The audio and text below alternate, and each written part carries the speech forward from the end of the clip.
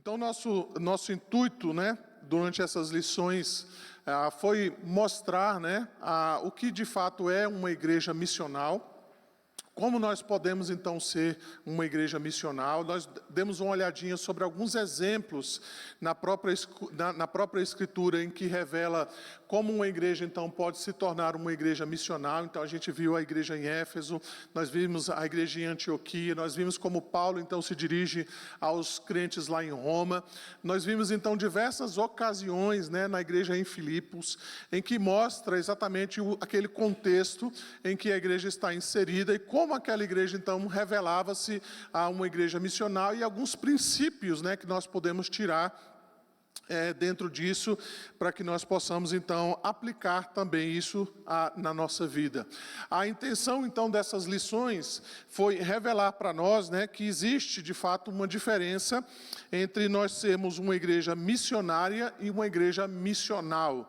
Ou seja, aquela igreja missionária é aquela igreja, então, que envia missionários da além-mar, né, que ajuda, então, na expansão do evangelho fora da sua região, fora ali do seu contexto, né, onde ela está inserida, mas, ao mesmo tempo, a igreja precisa ser uma igreja missional, ou seja, nós precisamos, de fato, pela graça de Deus, estar envolvido no trabalho de evangelização que acontece ao nosso redor, aonde nós estamos, aonde os crentes trabalham, onde os crentes se divertem, no nosso condomínio, ou seja, nas pessoas que estão próximas de nós, nós devemos desenvolver uma vida missional, ou seja, nós também temos a responsabilidade de levar o evangelho àquelas pessoas que ainda não conhecem o Senhor Jesus Cristo, tá?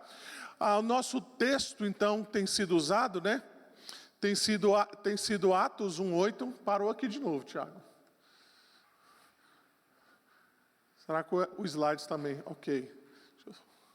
Mas não está passando, viu, Tiago? Vamos lá? Vamos ler lá, Atos 1:8? Vamos lá?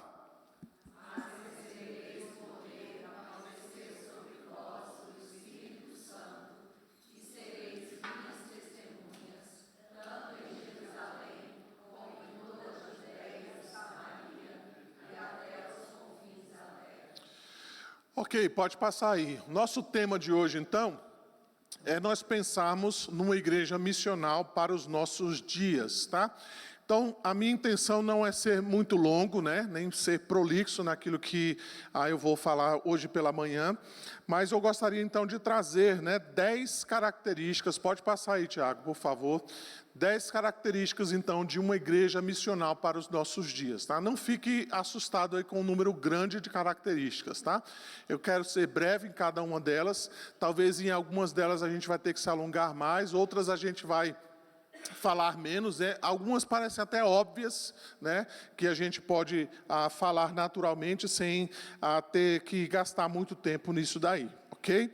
Então a intenção nessa manhã é nós olharmos para essas características e nós olharmos então para o nosso próprio contexto, daquilo que de fato nós estamos vivenciando e como de fato nós podemos nos envolver melhor ou como nós podemos fazer mais para nos tornarmos realmente uma igreja missional, ok? Pode passar aí, Tiago, por gentileza. A primeira característica, então, é que uma igreja que deseja ser missional é uma igreja com um culto que fomente a identidade missional. O que eu estou querendo dizer com isso? O que eu estou querendo dizer é que a igreja que está envolvida com a missão, ela vai expressar isso a partir do culto que ela presta a Deus. Ou seja, cada reunião de domingo, cada culto que essa igreja presta ao Senhor no domingo à noite, ela é de fato essa história que Deus está contando, ou que Deus está revelando ao mundo a respeito do Evangelho, da vida, da obra, da morte e ressurreição de Cristo. Ou seja, a igreja está a cada domingo anunciando essa história ao mundo perdido.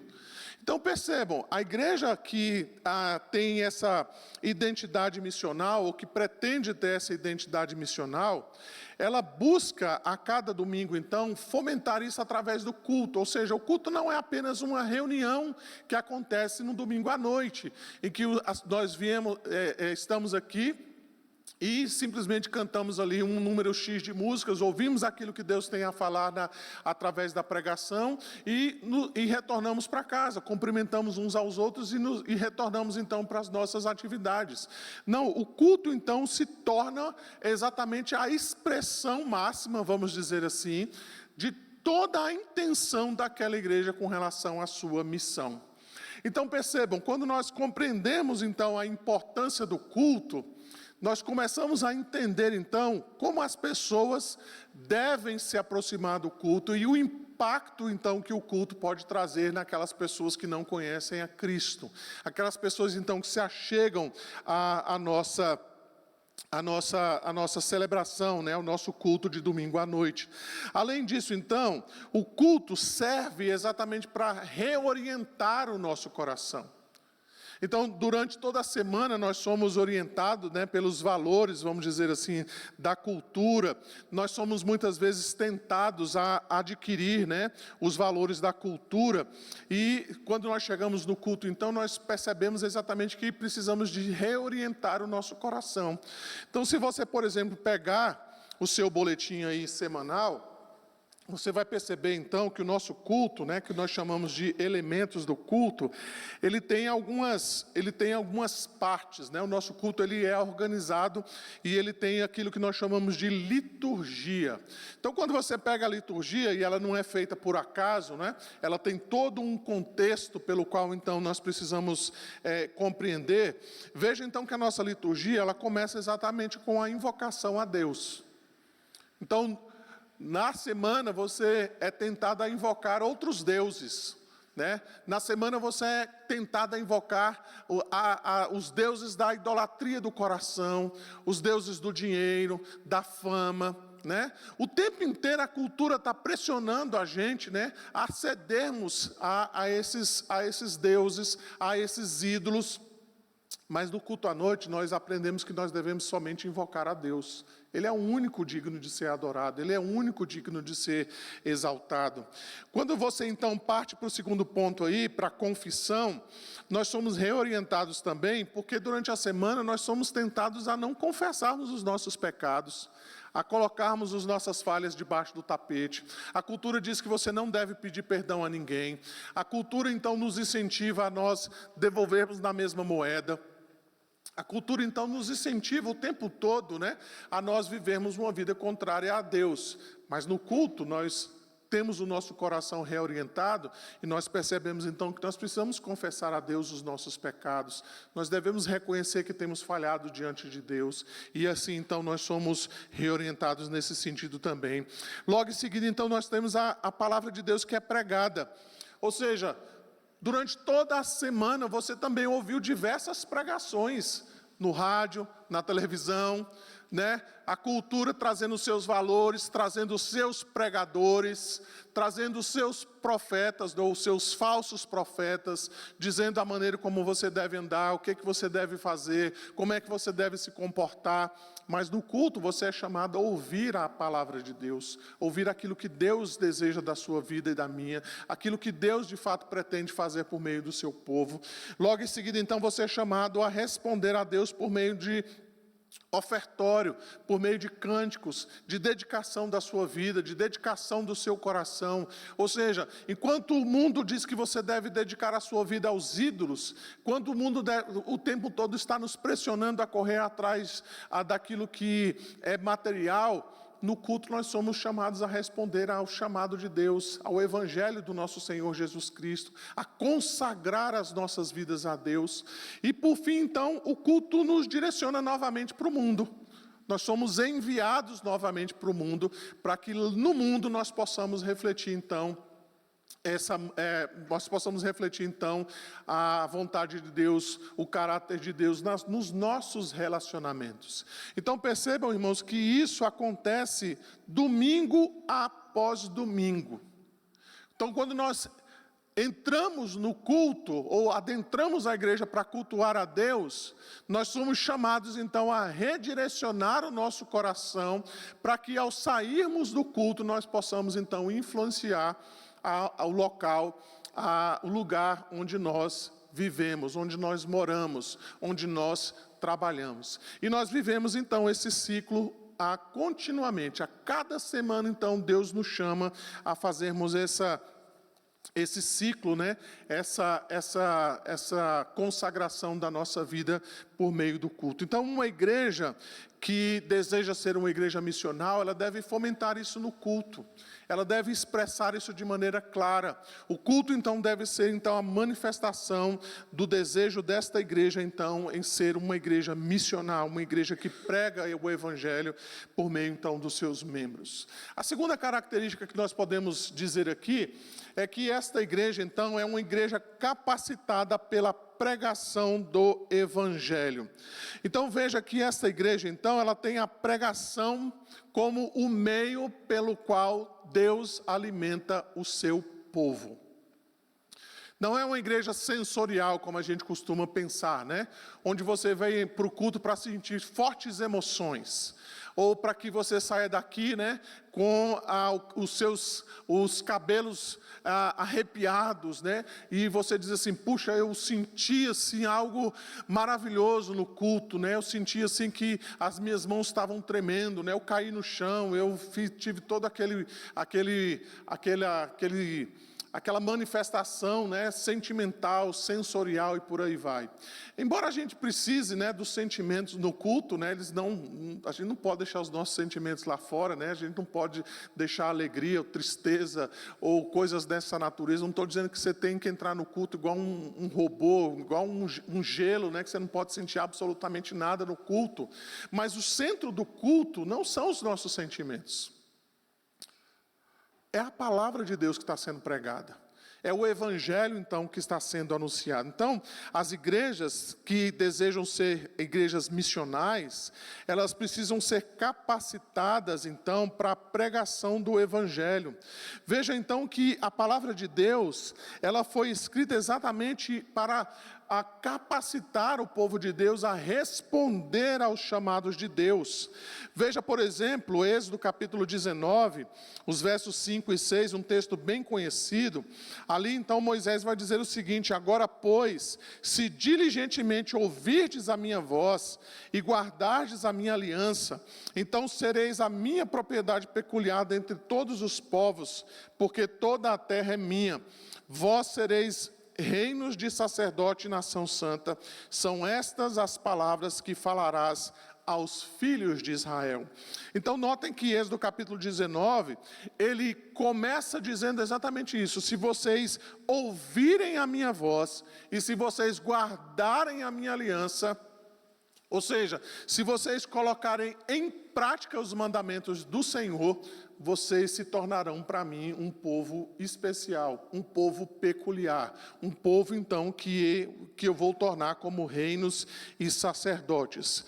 Também Deuteronômio, capítulo 6, os versos 4 e 6, aquele texto então que nós conhecemos bem, né, que é conhecido como Chamá, que é onde Deus, então, está dizendo exatamente isso para o povo, né? Ouve, ó Israel, né?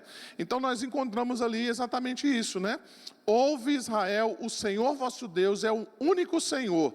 Amarás, pois, o Senhor teu Deus de todo o teu coração, e de toda a tua alma, e de toda a tua força.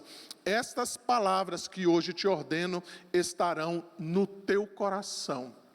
E depois o texto continua, né, dizendo então que os pais devem ensinar os filhos assentados, ao levantar e ao deitar e por aí vai. Mas notem que Deuteronômio capítulo 6, antes de dizer que nós devemos ensinar a palavra de Deus aos nossos filhos, ele diz então aos pais que os pais devem guardar a palavra de Deus no coração. Então essa é a grande verdade aqui. O pai então precisa, né, os pais precisam de fato ter a palavra de Deus no coração para que eles possam ensinar os seus filhos, tá? Nós vamos perceber também que a palavra de Deus é o que nos fortalece contra o pecado. Romanos capítulo 8, verso 34, também diz isso aí. Porquanto o que for impossível à lei, no que estava enferma pela carne, isto fez Deus enviando o seu próprio Filho em semelhança de carne pecaminosa e no tocante ao pecado. E com efeito condenou Deus na carne o pecado, a fim de que o preceito da lei se cumprisse em nós, que não andamos segundo a carne, mas segundo o Espírito, tá? Além disso, então, nós podemos mencionar que a pregação das Escrituras torna Cristo e também o poder de Cristo suficiente para salvar aquelas pessoas que estão presentes no culto. Então, se nós queremos que pessoas sejam salvas, pessoas sejam alcançadas, o que precisamos fazer para que elas sejam alcançadas? Precisamos pregar o Evangelho para elas.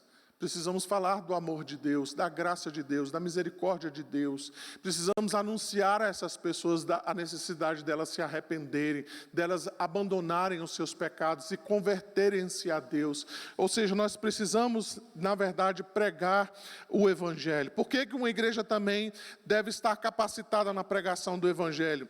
Porque são as Escrituras que operam no coração das pessoas. É ela que discerne, é ela que faz então a limpeza, é ela que é capaz de fazer a divisão entre juntas e medulas, é ela que faz o discernimento do coração e das intenções do nosso coração. Então é a palavra de Deus que pode de fato trazer libertação ao coração das pessoas. Além disso, então, nós podemos mencionar por fim que a palavra de Deus deve ser pregada, porque é a palavra de Deus que nos vai colocar frente a frente com o próprio Senhor Jesus Cristo. Lembra que Jesus falou sobre isso? Ele diz: vocês querem me conhecer? João 5,39. Examinem as Escrituras, porque são elas que testificam a meu respeito. Então, se você quer, ou se nós queremos, desejamos de fato que as pessoas possam conhecer o Senhor Jesus Cristo, nós precisamos levá-las à compreensão e ao entendimento da palavra de Deus. Então, a igreja que quer de fato ser uma igreja missional, ela deve ser uma igreja capacitada, então, pela pregação do Evangelho de Cristo. Então, domingo após domingo, irmãos, é isso que nós precisamos fazer, pregar o Evangelho. Então, nesse sentido, não tem mensagem evangelística, toda mensagem é evangelística. Ela é a mensagem do Evangelho, ela é a mensagem sobre Cristo, sobre a obra de Cristo, sobre a morte e ressurreição de Cristo, sobre a pessoa do Senhor Jesus Cristo. Então, todos os domingos a igreja anuncia isso, de como Cristo, então, é a mensagem central do Evangelho. Então, dentro disso, esse autor, o Michael Gowen, ele diz o seguinte: a pregação fiel sempre se moverá de Cristo para a missão, porque não há participação em Cristo sem a sua participação na sua missão. Tá? Então, o que Michael Gowen está dizendo para nós é isso daí. Em terceiro lugar, nós já falamos isso em outras ocasiões, uma igreja, então, que pretende ser uma igreja missional, é uma igreja, então, dedicada à oração em comunidade. E aqui é interessante, eu separei aqui algumas questões relacionadas a isso, dentro daquilo que o próprio Calvino, vai trazer para nós, e aqui algumas imagens, que outros autores também trazem para nós com relação a essa questão da oração. Calvino, então, ele tem algo que ele escreve a respeito disso lá nas Institutas, e ele usa, então, essa questão da oração, e ele usa a imagem da oração como uma pá que está buscando um tesouro. E é interessante ali, quando Calvino fala a respeito disso, ele fala exatamente isso, de que a oração é aquele instrumento em que nós vamos cavando cada vez mais para nós participarmos, então, dos tesouros ou das riquezas que Deus tem para cada um de nós. Então, deixa eu explicar isso bem, porque uma vez eu falei sobre isso, e acho que a pessoa não entendeu muito bem o que eu queria dizer, e ela estava dizendo que eu estava limitando Deus a a Deus atender, né, os nossos pedidos só por meio de oração, né, como se Deus dependesse da minha oração para fazer alguma coisa em meu favor. Mas veja bem, muitas vezes, de fato, nós deixamos de desfrutar das riquezas, das bênçãos insondáveis que Deus tem para cada um de nós, porque nós não cultivamos, de fato, uma vida de oração plena. É isso que Calvino está dizendo. O apóstolo Paulo, já falei sobre isso aqui lá em Efésios, no capítulo 1, nos versos 15, também lá no capítulo 3, ele vai falar sobre isso. Ele ora pelos Efésios, exatamente para que os Efésios possam conhecer mais a respeito de Deus, para que eles possam desfrutar mais daquilo que ele chama das riquezas insondáveis de Cristo. Então, o que Calvino está dizendo para nós, ao usar essa imagem da pá, ou da oração, né, como uma pá que cava os tesouros, ele está dizendo exatamente isso para nós, que a oração, então, ela pode trazer em nossas vidas a revelação desses tesouros que, eu vou usar essa palavra, mas não é isso exatamente, né, desses tesouros escondidos, né, mas que estão lá. Basta que a gente cave, basta que a gente busque, basta que a gente use essa pá chamada oração para que a gente possa, então, cavar esses tesouros e desfrutar dessas bênçãos que Deus tem para cada um de nós. Então, percebam que, dentro disso, uma igreja dedicada à oração em comunidade é a igreja, então, que vai buscar em Deus exatamente conhecer esses tesouros que estão aí à nossa disposição. E que muitas vezes não são desfrutados pelo crente nem pela igreja, porque nós não cavamos. Lembra que Jesus falou sobre isso? Ele diz, pedi e dá-se-vos-á, batei e abri-se-vos-á, buscai e achareis. Lembra quando o profeta Isaías, o profeta Jeremias, ele fala sobre isso, né? Buscar-me-eis e me achareis, quando me buscardes de todo o vosso coração. Então percebam, irmãos, que esses textos, não é que ele tem uma condicional, no sentido de que se a gente não orar, Deus não vai fazer absolutamente nada. Mas ele põe diante de nós um caminho, vamos dizer assim, uma direção que nós precisamos seguir. Ou seja, o indivíduo ou a igreja que não ora, consequentemente ela não vai poder desfrutar das bênçãos que Deus tem para derramar sobre as nossas vidas. E é isso que muitas vezes acontece na nossa prática. Se nós formos honestos conosco mesmo, é isso que a gente vai perceber na nossa vida. Muitas vezes a nossa frieza espiritual, ou a nossa fraqueza espiritual, a nossa empatia, a nossa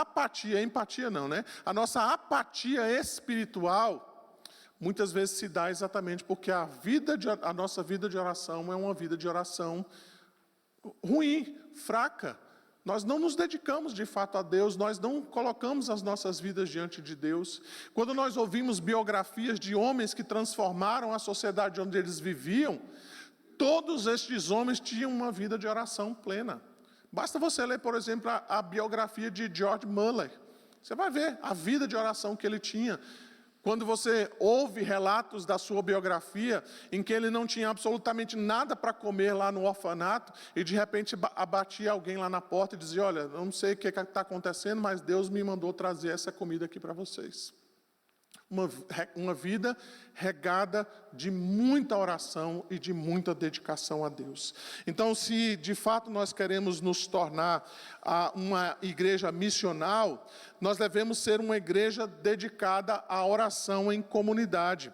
Uma outra imagem que é colocada aqui para nós é a imagem então da oração no campo de batalha. Então percebam lá em Efésios capítulo 6, os versos 18 a 20, quando o apóstolo Paulo então termina aquela sessão que você vai encontrar aí na sua Bíblia como a armadura de Deus, depois então dele relatar todos os componentes, né? Todas as peças daquela armadura, no verso 18 ele diz assim, com toda oração e súplica, orando em todo o tempo no Espírito, e para isto vigiando com toda perseverança e súplica por todos os santos, e também por mim, para que me seja dada no abrir da minha boca a palavra, para com intrepidez fazer conhecido o mistério do Evangelho, pelo qual sou embaixador em cadeias, para que em Cristo eu seja ousado para falar como me cumpre fazê-lo. Então percebam que nessa imagem aqui da oração no campo de batalha, o apóstolo Paulo então mostra para nós exatamente isso, de que na batalha ou na luta espiritual não pode faltar a oração. Veja que ele falou sobre todas as peças da armadura, e ele termina então dizendo isso. Agora vocês precisam orar o tempo todo. Agora vocês precisam suplicar a Deus. Vocês devem usar a palavra de Deus. Vocês devem usar o capacete da salvação. Vocês devem usar o escudo da fé. Vocês devem usar a couraça da justiça. Vocês devem colocar os sapatos da preparação do evangelho da paz. Mas não pode faltar oração nisso daí. Ou seja, o cristão ou a igreja que deseja ser uma igreja missional, ela deve ser uma igreja que de fato está envolvida nesta vida de oração, ok? Além disso tudo, então, como quarta característica, uma igreja que deseja ser uma igreja missional, deve ser uma igreja empenhada em ser diferente do mundo. E é interessante aqui, não é? Quando a gente percebe exatamente a cultura que está ao nosso redor, e a gente percebe então que muitas vezes a igreja não tem se distanciado muito da cultura. Eu vou falar um pouquinho mais sobre isso daqui a pouquinho, mas o ponto que está sendo colocado aqui é que a igreja ela deve ser diferente do mundo. Então, por exemplo, em um mundo então onde existem diversas religiões, e você não precisa ser fiel a nenhuma delas, né? Você pode talvez seguir aí 3 ou 4 religiões ao mesmo tempo, né? Você pode frequentar uma religião na semana e no final de semana você vai em outra, não tem problema nenhum, né? Tem pessoas que pensam isso, né? Que não tem problema nenhum você seguir deuses de diversas religiões. A igreja cristã, então, ela deve mostrar exatamente o contrário. Ela deve mostrar que nós devemos ser fiéis a um único e verdadeiro Deus. Enquanto as pessoas mudam de religião para outra, a igreja precisa então se manter fiel naquilo que lhe foi revelada. Quando a gente pensa, por exemplo, no mundo em que nós vivemos e que nós percebemos as injustiças que acontecem em todas as camadas da sociedade, a igreja então deve ser uma proclamadora da justiça, ela não deve se contentar, ela não deve se colocar à parte, né? Ela não deve ser isenta, ela não pode simplesmente fechar os olhos diante da injustiça que acontece então no mundo ao seu redor. Ela deve de fato ser severa, inclusive, quando acontecem situações dentro dos seus próprios contextos. Daí nós nos lembramos da palavra do próprio Senhor Jesus: bem-aventurados os que têm fome e sede de justiça, porque serão fartos. Veja que também a igreja precisa ser diferente do mundo no que diz respeito ao consumismo. Então nós vivemos numa sociedade consumista, onde as pessoas estão cada vez mais endividadas, porque cada vez compram mais. Então, os produtos, os serviços, eles foram ou estão sendo criados, né, para que durem pouco, exatamente para que você consuma cada vez mais. Então, alguém, por exemplo, como eu e outros que estão aqui também, né, sabem que os carros da década de 90 eram quase que indestrutíveis, né, eram carros de verdade. Hoje os carros estão cheios de plásticos, tudo quase que descartável, não é? E hoje você usa um carro, daqui a pouco você fala: olha, eu tenho que trocar esse carro porque o carro simplesmente está desmanchando, não é?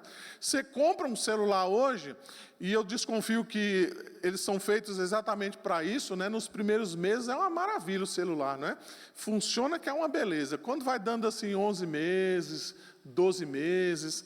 aí você percebe que o celular parece que ficou mais lento, ele começa a travar com com aplicativos que não travavam mais. Aí o que você pensa? Preciso trocar meu celular por um celular mais moderno, né? Porque esse meu celular já está ficando obsoleto. Hoje se falam, irmãos, de eletrônicos que em 6 meses já estão obsoletos. Eles já não têm mais quase nenhuma validade. E se depender aí 1 ano e meio, 2 anos, tem aplicativos que nem rodam mais em certos eletrônicos, sejam celular, computadores e por aí vai. né? Quem usa computador, por exemplo, sabe que em alguns modelos aí não roda mais algumas atualizações do Windows, né? O Windows diz, olha, eu não posso mais atualizar porque o seu computador não suporta essa atualização. Então, se você quiser atualizar, você tem que comprar outro equipamento. Então, nós vivemos numa vida em que as pessoas do mundo são consumistas. Elas compram roupas, elas compram carros, elas compram comida, elas fazem de tudo, então, para trazerem para dentro de casa cada vez mais coisas para o seu benefício. Mas veja que dentro disso, a igreja precisa andar na contramão desse consumismo. A igreja precisa, então, tornar-se uma igreja simples. Os crentes devem ser incentivados a ter uma vida simples, a ter uma vida, então, contente, a ter contentamento nas coisas que possuem. Isso não quer dizer, irmãos, que você e eu devemos fazer um voto de pobreza, não é isso. Mas a igreja, os membros da igreja, desta comunidade que deve ser uma igreja missional, ela não deve, de fato, ser incentivada ao consumismo, a possuir coisas, ou a buscar os símbolos de status da sua época, como se isso fosse a coisa mais importante, então, da vida da igreja. Além disso, então, nós podemos mencionar que essa comunidade, ou essa igreja, ela deve ser uma comunidade de contraste, exatamente por causa da sua generosidade.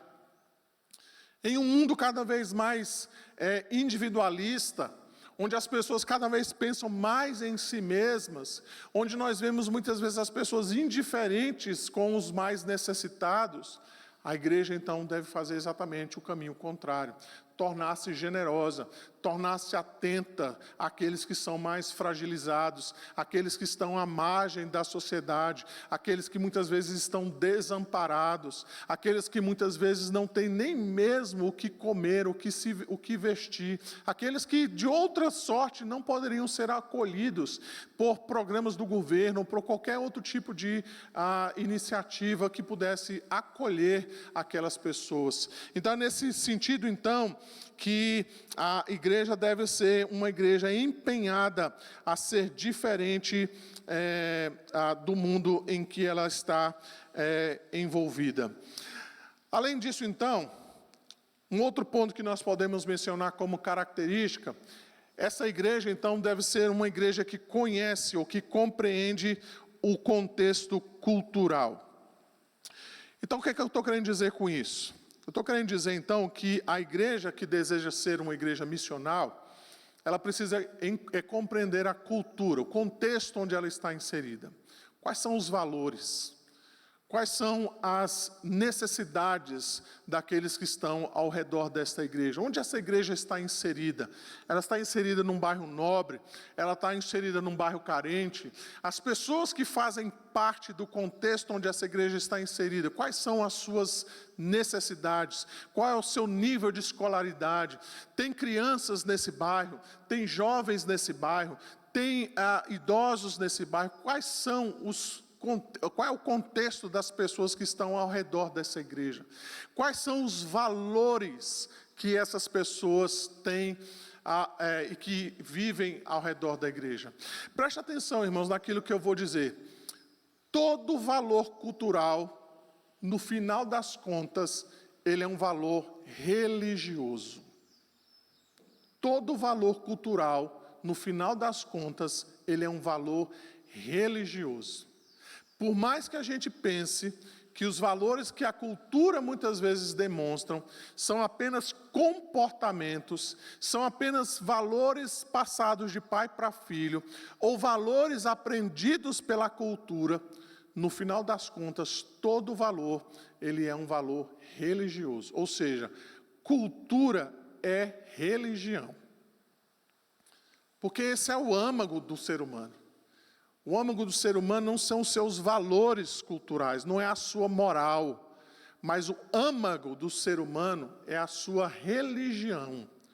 E quando eu falo religião aqui, eu não estou dizendo uma religião institucionalizada, não estou falando de uma igreja, eu não estou falando de um indivíduo que frequenta um culto toda semana, mas é aquele valor que está lá dentro do indivíduo, que Deus colocou exatamente naquela pessoa.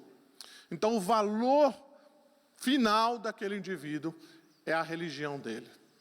Por isso, então, você vê toda essa manifestação cultural e que a gente pode, de uma certa maneira, chamar de religião, porque aquele indivíduo faz aquilo, paulatinamente ele faz aquilo todos os dias e ele é levado, ele é induzido, ele é conduzido para realizar aquilo ali.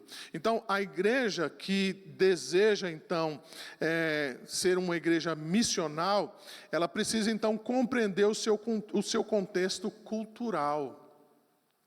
Ela precisa compreender como a cultura, então, ou como os valores da religião dessas pessoas, e religião aqui eu não estou falando de religião institucionalizada, como é que isso, então, influencia o comportamento dessas pessoas? Ou seja, por que essas pessoas fazem isso? Por que essas pessoas agem dessa maneira? Então, nós devemos estar atentos a isso daí.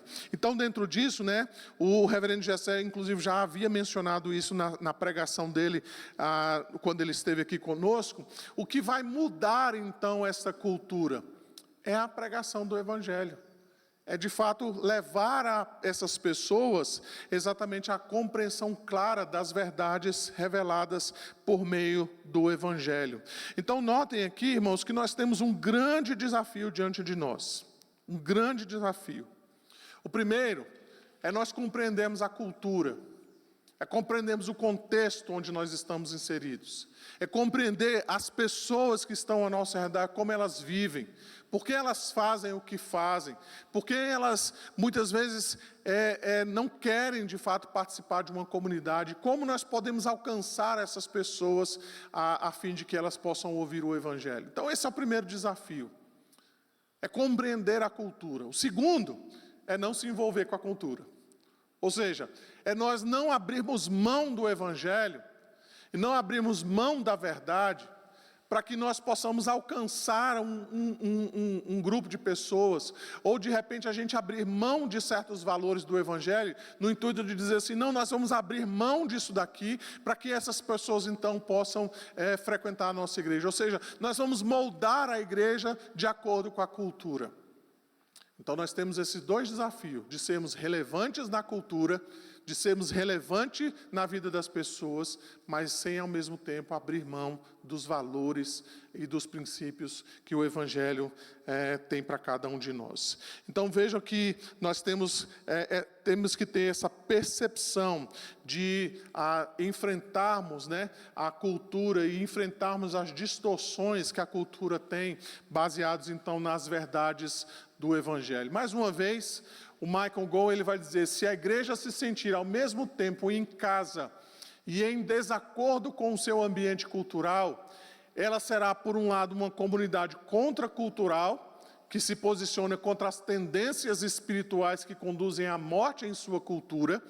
Por outro lado, ela será uma comunidade relevante, que adota e celebra as correntes da vida criacionais com as quais está sintonizado. Então, o que o Michael Goen está dizendo? Uma igreja, então, que ao mesmo tempo, ela compreende a cultura que está ao seu redor, ela, então, entende as demandas que estão ao seu redor, e ela é capaz, então, de atender essas demandas por meio do Evangelho, ela, então, pode se tornar uma igreja contracultural, porque, ao mesmo tempo, ela não aceita os valores que a cultura prega, os valores que a cultura diz.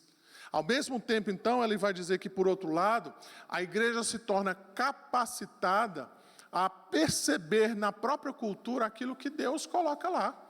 Porque tem coisas boas na cultura que Deus coloca por meio da graça comum. Né?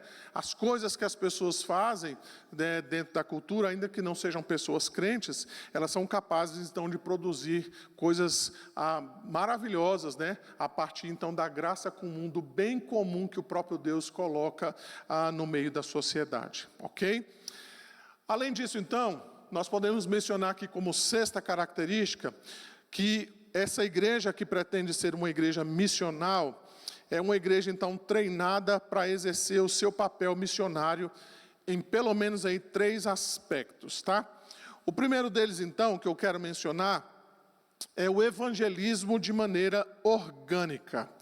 Para isso, eu vou pedir alguém para ler, por favor, 1 João, capítulo 1, os versos de 1 a 4. Primeira carta de João, capítulo 1, os versos de 1 a 4. O que eu estou querendo dizer com o evangelismo de maneira orgânica?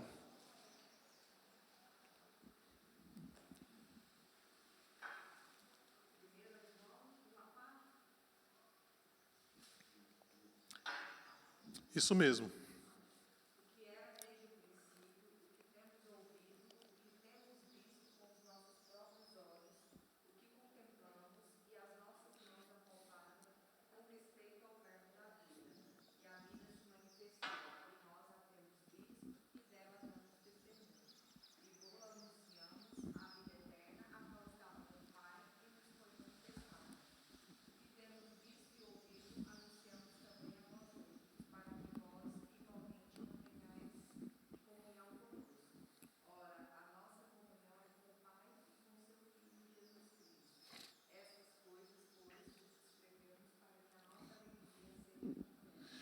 Isso, então, quando a gente pensa em evangelismo, o que geralmente a gente vem à nossa cabeça, né?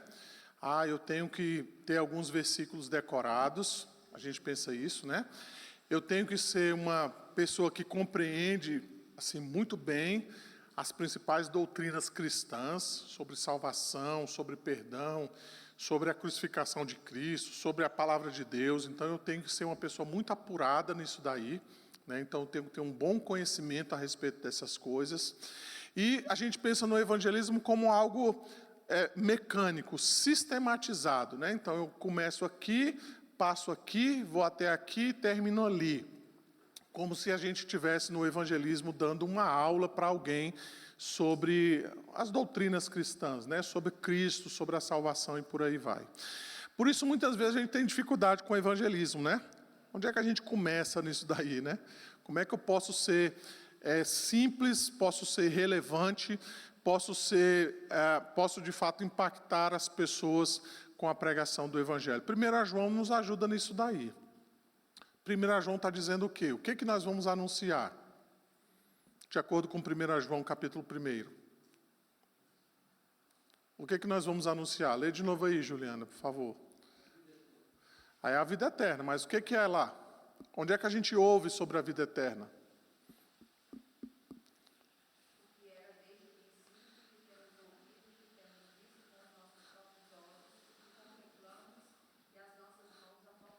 Isso. Então, o que é o evangelismo? O que nós temos visto, o que nós temos ouvido, o que as nossas mãos apalparam sobre a vida eterna. Então, veja bem, o que é o evangelismo? O evangelismo pessoal, que eu chamo aqui de evangelismo orgânico, é isso. É você falar do que você tem visto, do que você tem ouvido e do que você tem apalpado. O que você tem visto? O que você tem ouvido?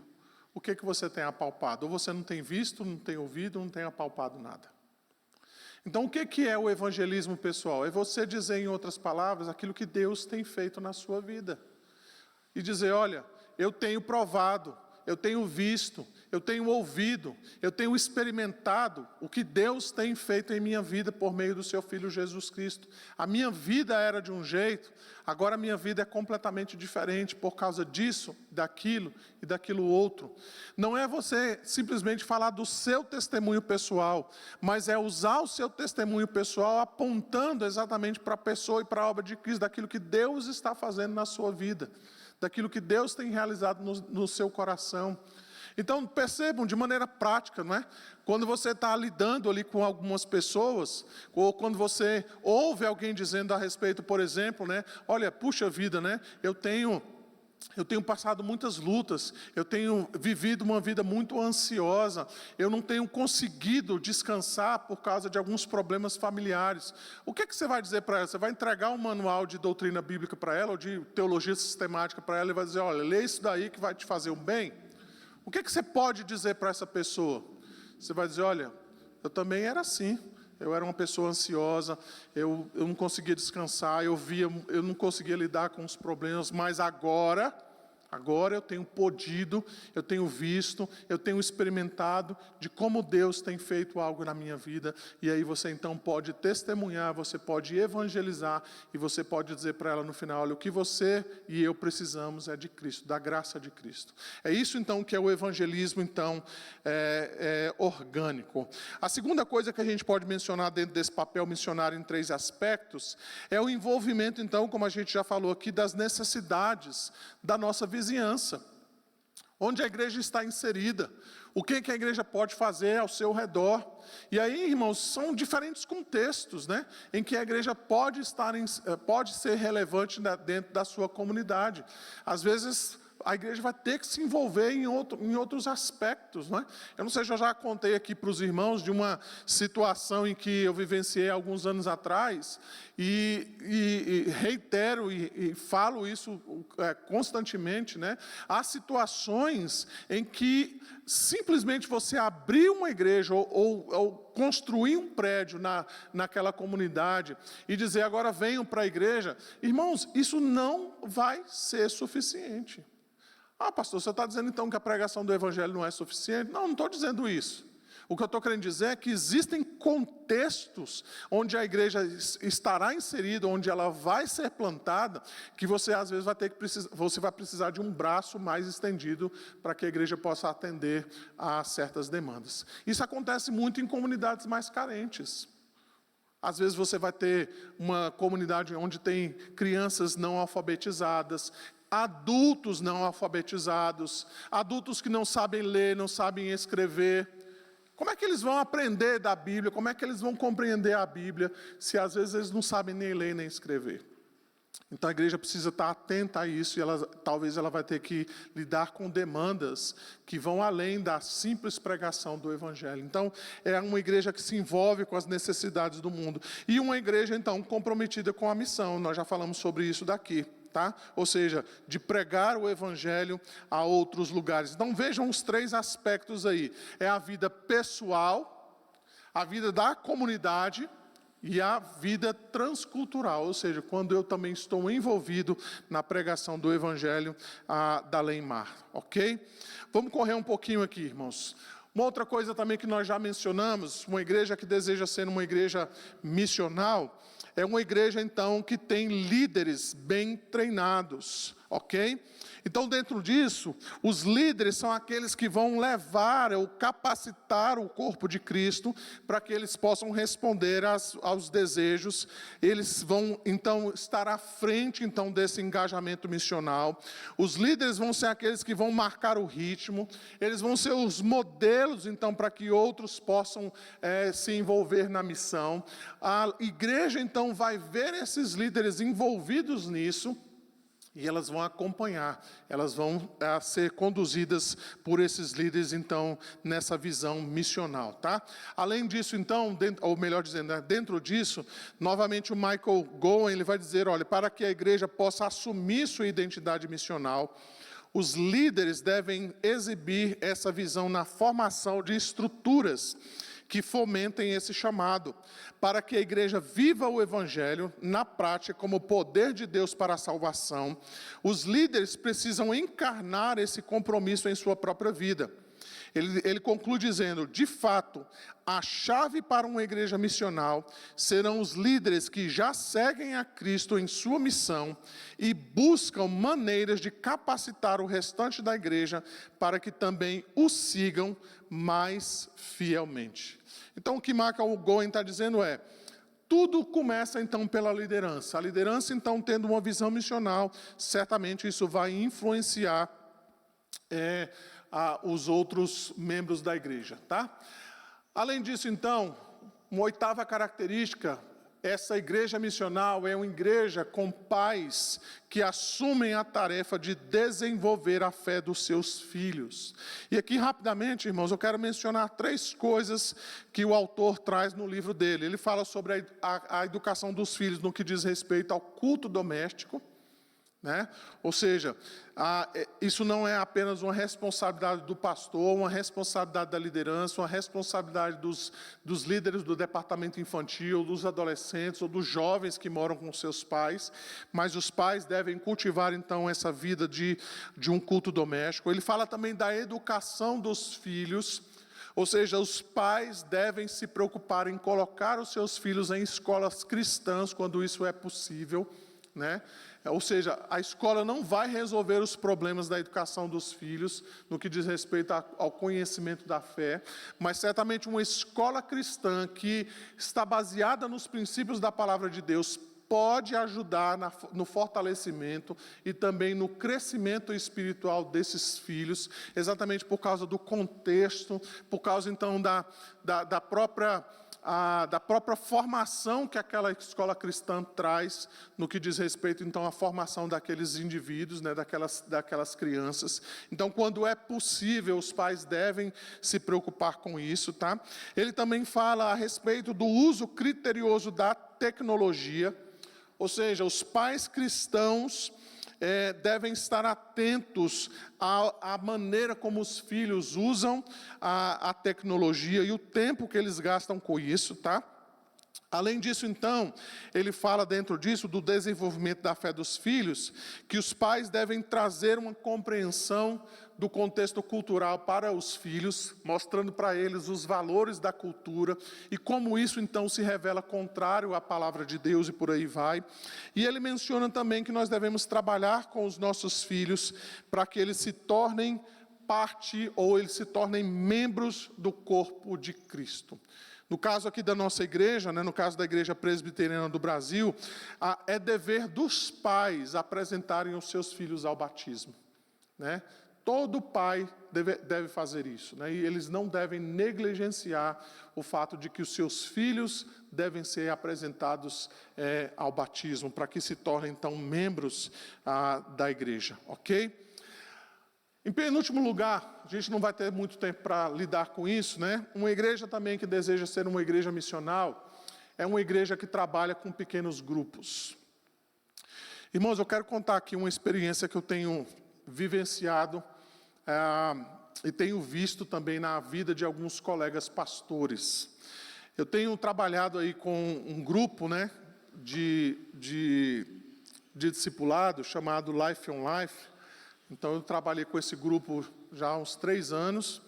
Recentemente também, eu conheci um grupo de pastores que trabalham com um outro movimento chamado City to City, que é lá do Timothy Keller, né, que é aquele pastor presbiteriano, e famoso aí por alguns livros que ele escreve na área aí de revitalização, de plantação de igreja, de como a igreja pode se tornar centrada no Evangelho. Ele tem bons livros para quem gosta dessa área, né? De vida pessoal, de vida devocional. Então, o Timothy Keller ele tem bons livros, né, escritos nessa área. E eu tenho percebido, irmãos, claramente na vida de alguns colegas pastores, né, e eu estou falando isso apenas descrevendo, né, aquilo que eu tenho visto, de que todos eles têm experimentado o crescimento na igreja a partir disso daqui, pequenos grupos.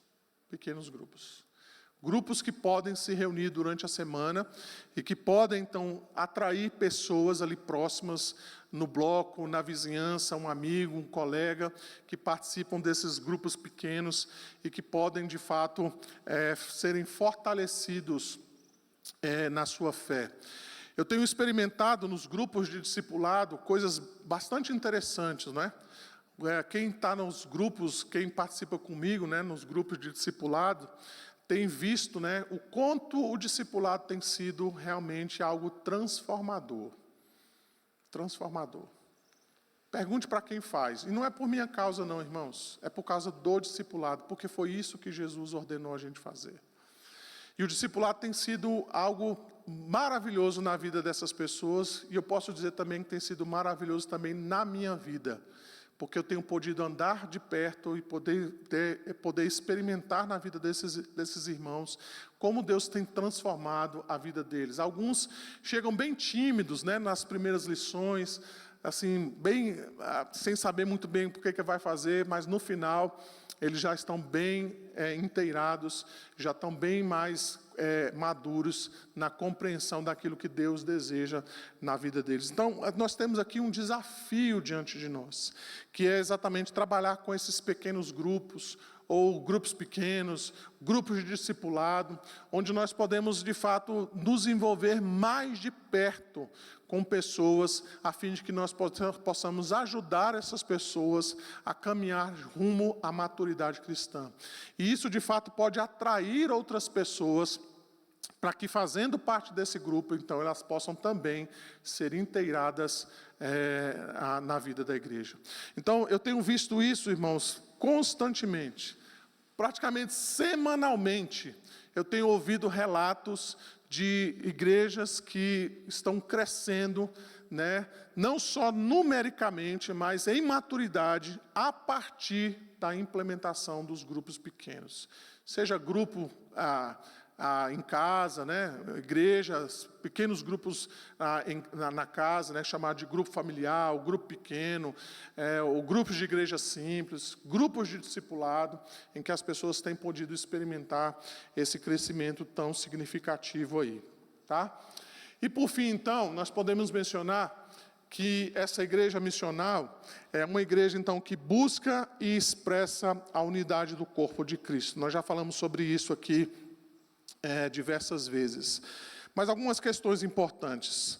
A unidade, então, ela não significa que nós pensamos igual, tá? Unidade não é apenas estarmos juntos, né? Quando a gente pensa em comunhão, em unidade, não é simplesmente a gente se reunir debaixo do mesmo teto e dizer que nós estamos unidos, tá? Unidade também, vale a pena a gente mencionar, ela não acontece, ou pelo menos ela não deveria acontecer em detrimento da verdade, tá? A verdade antecede a unidade, tá? Isso tem que ser bem esclarecido, tá? A unidade significa andar na mesma direção, dar apoio à mesma missão, estar envolvido com, para quê, com o objetivo de. Ou seja, estarmos sobre a mesma direção, estarmos caminhando no mesmo aspecto, estarmos caminhando na mesma direção. Isso, então, é o que faz uma igreja estar unida debaixo, então, do corpo de Cristo. Algumas questões, então, importantes aqui, só para nós refletirmos. Não precisamos respondê-las aqui, tá? Em qual ou em quais dessas características ainda precisamos nos despertar? Em qual ou em quais dessas características ainda precisamos melhorar? Em qual ou em quais dessas características estamos indo bem, mas podemos fazer mais? Talvez algumas dessas aqui a gente fale, não, isso aí a gente está indo bem, isso aí está tranquilo para nós, isso aí a gente já tem aplicado, né? Talvez outras a gente precisa ainda se despertar, são questões aí para nós refletirmos a respeito disso. Além disso, então, nós podemos mencionar o seguinte: se Deus nos chamou para impactar o mundo com a pregação do Evangelho, por que ainda não experimentamos esse impacto de forma plena em nossa vida e em nossa igreja? Por que muitas vezes, irmãos, as pessoas não veem em nós nenhuma diferença, não nos procuram muitas vezes para conversar? Por que muitas vezes nós não percebemos isso na nossa vida? Por que de fato nós não somos testemunhas, nós não somos verdadeiros evangelistas onde nós estamos? Às vezes nós nem somos, as pessoas nem sabem que nós somos crentes. Por quê? Por que as pessoas não conhecem a nossa fé, não sabem da nossa fé, onde nós estamos, ou onde nós trabalhamos? Além disso, então, para a nossa reflexão, nós queremos ser uma igreja de manutenção ou uma igreja em plena expansão? Nós desejamos nos inchar de conhecimento ou espalhar o conhecimento sobre o Evangelho? Conforme eu mencionei aqui no início, não é? Domingo após domingo, nós temos visto e ouvido, visto e ouvido, visto e ouvido, visto e ouvido acerca do Evangelho. Nós estamos simplesmente inchando de conhecimento, ou nós estamos usando esse conhecimento para espalhar cada vez mais a respeito do conhecimento de Cristo? Quando nós chegamos no nosso trabalho, quando nós chegamos no nosso prédio, quando nós lidamos com as pessoas que nós encontramos durante a semana, nós temos, de fato, a preocupação de falar para elas aquilo que nós vivenciamos no final de semana, de demonstrar para elas como foi bom estar na igreja naquele final de semana, ou nós simplesmente estamos cada vez mais nos inchando, né, a respeito do conhecimento, do Evangelho. Que Deus, então, nos ajude, né, a olharmos essas perguntas, a olharmos, então, essas reflexões e a ponderarmos, né, a respeito da nossa vida pessoal e também a respeito da nossa igreja. Irmãos, nós temos alguns minutinhos aí, se os irmãos tiverem alguma pergunta, alguma consideração final, senão nós podemos encerrar nessa manhã. Sim, dona Joemi. Deixa o microfone chegar aí para a senhora, por favor. Obrigada. Essa semana eu escutei uma notícia na Hora do Brasil de que a música gospel vai ser introduzida na nossa cultura. Não entendi. Essa semana eu assisti na Hora do Brasil que a música gospel vai ser introduzida na nossa cultura. Ela foi colocada como um valor cultural, né? Isso, valor. A gente precisa fazer mais do que isso, viu, dona Jaime?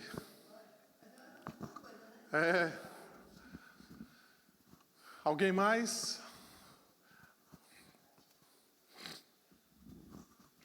Quando o senhor falou sobre conhecimento cultural, né? Conhecer o local, as pessoas, o contexto que a gente vive, eu queria, acho que contribuir com isso.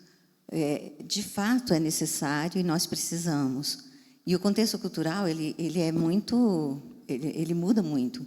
É muito fácil você ver a necessidade das pessoas e dar uma cesta básica. Mas nós temos um contexto cultural, por exemplo, sudoeste, que ninguém está precisando de cesta básica. Mas precisa de tempo, precisa de ouvido. E o mundo carece de quem o escuta. E nós, como os cristãos, acho que está passando da hora de alertar, acordar para isso, né? O nosso projeto Longevidade, né, Ivânia? A gente percebeu isso com tanta evidência, a necessidade de fala, a necessidade de escuta. O cristão precisa escutar as pessoas, não para se envolver no contexto cultural dela, mas para mostrar para ela o Cristo.